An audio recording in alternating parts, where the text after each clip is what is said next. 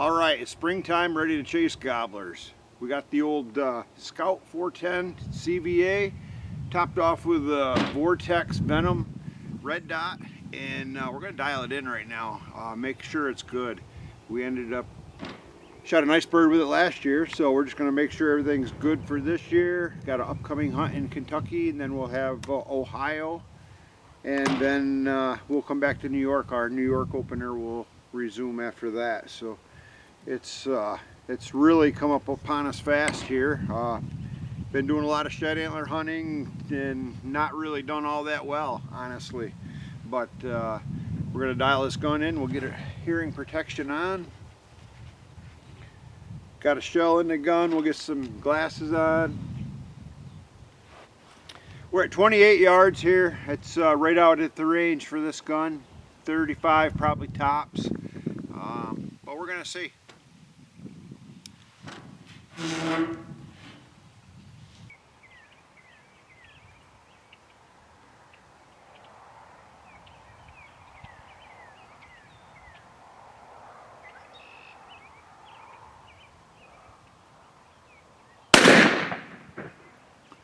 All right. Well, let's go down and see where it impacted.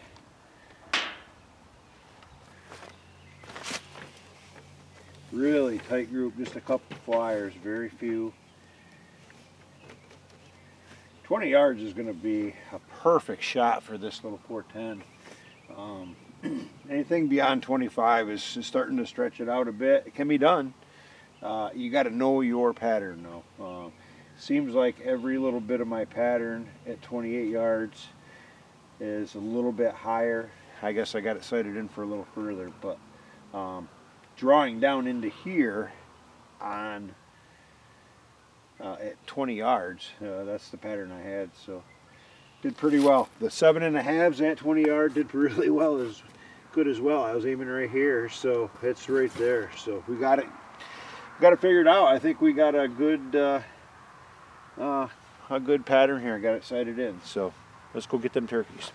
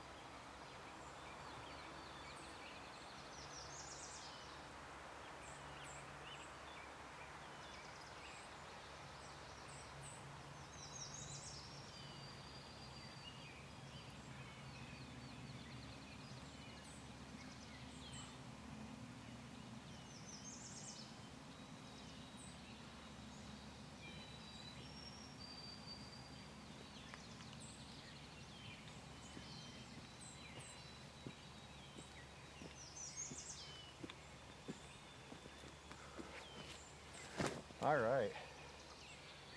What a morning. Man, he hammered. All morning long, he hammered. Great. Unbelievable. Honestly, it's just a young bird, but this 410 put a whooping on him. I didn't size him up. I thought it was a mature bird. He's just a young bird. We got a gobbler down. Wow. They put a hammer on him. That had to have